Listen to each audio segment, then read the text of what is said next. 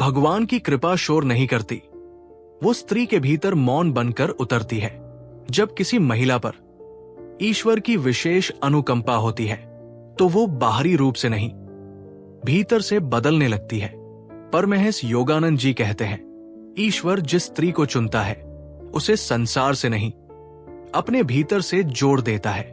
आज हम जानेंगे उन सूक्ष्म संकेतों को जो बताते हैं कि किसी महिला पर भगवान की कृपा होने लगी है।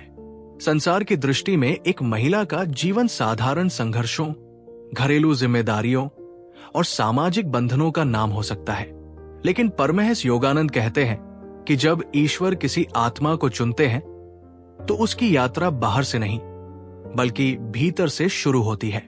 भगवान की कृपा जब किसी महिला पर उतरती है तो वो उसे दुनिया से अलग नहीं करती, बल्कि उसे दुनिया के बीच रहते हुए भीतर से मुक्त कर देती है।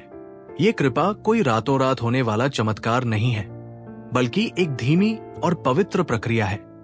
जैसे मिट्टी के अंधेरे में बीज जड़ें फैलाता है, बाहर किसी को कुछ नहीं दिखता, लेकिन भीतर एक नया अस्तित्व आकार ले रहा होता है। एक, प्रतिक्रियाओं का रूपांतरण, आंतरिक स्थिरता। ईश्वर की कृपा का सबसे पहला और स्पष्ट संकेत यह है कि उस महिला की प्रतिक्रिया, रिएक्शन बदल जाती है। परिस्थितियां वही रहती है, वही अपमान, वही चुनौतियां और वही लोग, लेकिन अब वे बातें उसे भीतर तक नहीं हिला पाती। योगानंद जी के अनुसार कृपा प्राप्त आत्मा की पहचान ये नहीं है कि उसके जीवन में दुख नहीं आते, बल्कि ये है कि दुख उसे कड़वा नहीं बना पाते। वो रोती है लेकिन टूटती नहीं, वो गिरती है लेकिन स्वयं से घृणा नहीं करती। उसे ये बोध होने लगता है कि हर पीड़ा उसे परिष्कृत करने आई है। 2, ऊर्जा का विस्तार और मौन आकर्षण। जब ईश्वरीय कृपा सक्रिय होती है तो महिला के चारों ओर एक विशेष ऊर्जा पुंज, ऑरा, निर्मित होने लगता है। ये आकर्षण शारीरिक सौंदर्य का नहीं, बल्कि आत्मिक शुद्धता का होता है। लोग उसकी उपस्थिति में अकारण ही शांति महसूस करने लगते हैं। बच्चे, जानवर और पीड़ित व्यक्ति उसकी ओर खींचे चले आते हैं। योगानंद कहते हैं कि जहां आत्मा शुद्ध होती है वहां मौन भी उपदेश बन जाता है। वो कुछ विशेष करने की कोशिश नहीं करती, फिर भी उसकी उपस्थिति मात्र से दूसरों का मानसिक तनाव कम होने लगता है। 3, अकेलेपन का एकांत में बदलना। ईश्वर की ओर मुड़ने वाली महिला को अक्सर अकेलेपन के दौर से गुजरना पड़ता है, लेकिन ये अकेलापन उसे डराता नहीं, बल्कि उसे गहराई देता है।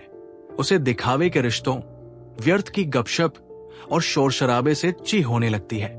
वो भीड़ से दूरी बनाने लगती है, जो बाहरी दुनिया को अवसाद लग सकता है, लेकिन वास्तव में ये आत्मा का अपने स्रोत की ओर लौटना है।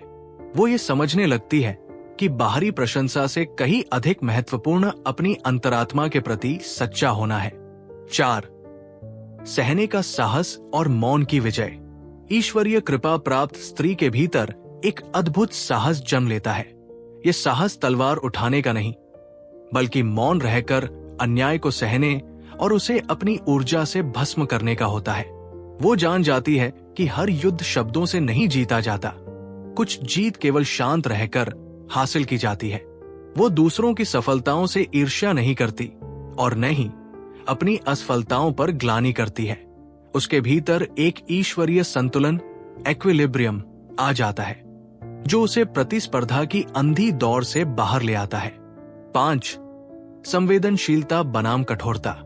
संसार की चोटें अक्सर इंसान को पत्थर बना देती है, लेकिन जिस महिला पर भगवान की कृपा होती है वो चोट खाने के बाद और भी कोमल, सेंसिटिव हो जाती है। योगानंद जी कहते हैं कि संसार कठोर होना सिखाता है और ईश्वर कोमल होना। उसे उन लोगों से सबसे अधिक विश्वासघात मिलता है जिन पर उसने भरोसा किया होता है, लेकिन हर बार वो अपनी संवेदनशीलता को बचाए रखती है। यही संवेदनशीलता उसके और ईश्वर के बीच का सेतु बनती है। उसे ये विश्वास हो जाता है कि जीवन में जो कुछ भी हो रहा है उसका एक गहरा अर्थ है। 6, अंतर्ज्ञान और ईश्वरीय मार्गदर्शन, इंट्यूइशन। ऐसी महिला अपने भीतर की धीमी आवाज को सुनना सीख जाती है।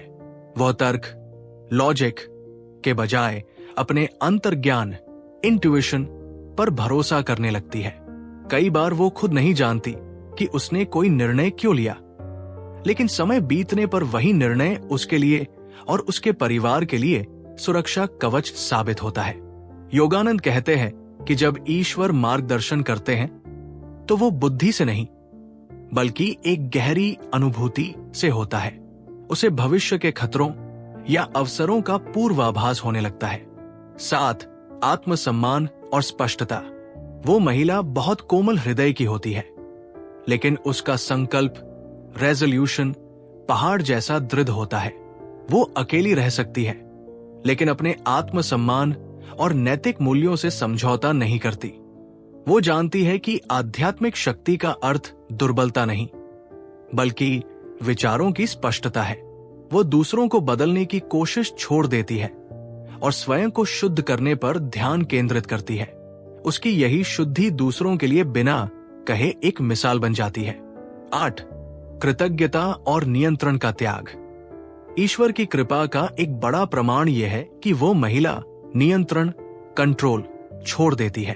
वो जान जाती है कि वो ब्रह्मांड की नियंता नहीं है। वो भविष्य के लिए चिंतित होना छोड़कर वर्तमान में जीना शुरू करती है। उसके भीतर एक मौन कृतज्ञता जन्म लेती है। वो उन कड़वे अनुभवों के लिए भी ईश्वर को धन्यवाद देती है जिन्होंने उसे आज की शक्तिशाली महिला बनाया है। वो जानती है कि जो उसका है वो रहेगा और जो नहीं है उसे पकड़ना स्वयं को पीड़ा देना है। 9. शांति का स्वभाव बनना। अंतिम चरण में शांति उस महिला के लिए कोई प्रयास नहीं बल्कि उसका स्वभाव बन जाती है। उसे अब बाहर से शांति खोजने की आवश्यकता नहीं पड़ती। वो स्वयं शांति का स्रोत बन जाती है। वो अपने अतीत को स्वीकार करती है, अपने घावों को पहचानती है, लेकिन उन्हें अपनी पहचान नहीं बनने देती। वो जीवन के प्रवाह में बहना सीख जाती है और यही समर्पण उसे सही समय पर सही लोगों और सही अवसरों तक पहुंचा देता है, साधारण से दिव्यता की ओर। परमहंस योगानंद के अनुसार ईश्वर जब किसी महिला को चुनते हैं तो वे उसे फूलों की सेज नहीं देते बल्कि उसे सत्य का मार्ग देते हैं। ये मार्ग कभी अकेला होता है, कभी कांटों भरा होता है, लेकिन ये उसे उसकी आत्मा से मिला देता है। ऐसी महिला समाज के लिए एक जीवित आशीर्वाद बन जाती है। यदि आप एक महिला हैं और अपने जीवन में इन संकेतों को देख रही हैं, यदि संसार की चमक आपको फीकी लगती है और आप मौन में सुकून पाती हैं, तो ये समझ लीजिए कि आप ईश्वर की विशेष कृपा की पात्र हैं। आपकी यात्रा सार्थक है और आप केवल एक देह नहीं बल्कि एक दिव्य ऊर्जा का पुंज है। स्रोत: परमहंस योगानंद के आध्यात्मिक सिद्धांत। लक्ष्य: आंतरिक रूपांतरण और आत्मिक स्वतंत्रता। अगला कदम: क्या आप इस विषय पर आधारित कुछ ध्यान की विधियां, मेडिटेशन टेक्निक्स जानना चाहेंगी जो इस दिव्य कृपा को और गहरा कर सके? ईश्वर की कृपा सौभाग्य नहीं, एक जिम्मेदारी होती है। जिस स्त्री पर यह कृपा होती है वो स्वयं प्रकाश बन जाती है, अपने लिए भी और दूसरों के लिए भी। यदि ये वीडियो आपके मन को स्पर्श कर गया हो तो लाइक करें, चैनल सब्सक्राइब करें और इस दिव्य ज्ञान को उन महिलाओं तक पहुंचाएं जिन्हें इसकी सच में आवश्यकता है। आपके समय और विश्वास के लिए दिल से धन्यवाद।